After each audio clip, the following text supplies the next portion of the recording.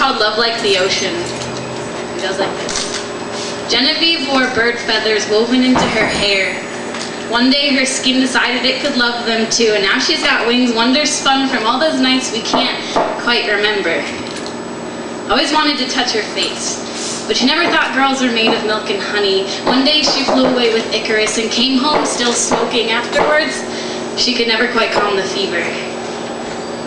I always take more than I could carry.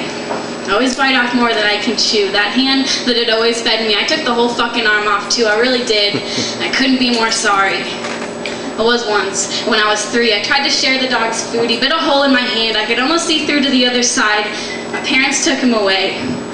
I came home in a little blue box. I could never quite understand how he fit inside. My hand still hurts when I touch it. I'm still afraid to open that box and find out. I just hope he forgives me. Sometimes I'm late to my own life lessons.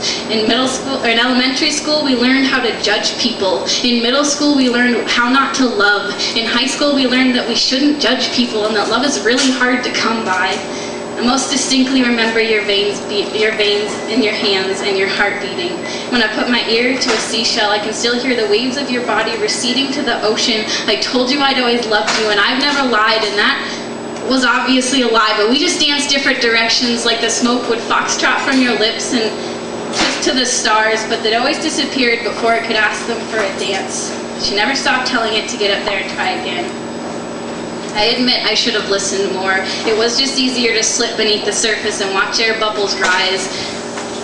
When the wave finally broke, something tore away from me inside. My chest has always been open until warmth was woven into the fabric of my heartstrings, pulled so tightly you could pluck it the way guitars sing. He's teaching me to hear what isn't said. He's instilled with living and overcome with sight. His body is a war song. It gives noise to life, and I've never been full of rhythm, but he paints me into a fucking symphony, and I've never felt more alive. More than anything, I hope you are happy. I hope you always have someone to kiss the scars from your skin and burrow under your collarbone so they can warm up your lungs. I hope you are breathing cotton candy, and not literally because that shit can kill you, but I mean I hope the air is sweet in your skin and the corners of your eyes are tree branches always stretching up. I hope you love like the ocean and break like the mountains, forgiving and beautiful.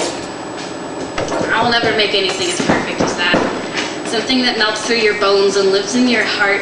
But someday, if I do, I will seal it in a box, call it art, and send it to you. When you peel back the wrapping, I hope what lies within will help you remember your roots and where they have been, and how you must plant your feet somewhere, otherwise how will you grow? So dig them deep in the earth. Let the bluebirds and crows rest on your limbs and nest amongst your toes, but when they leave you, you spread your arms and you let them go.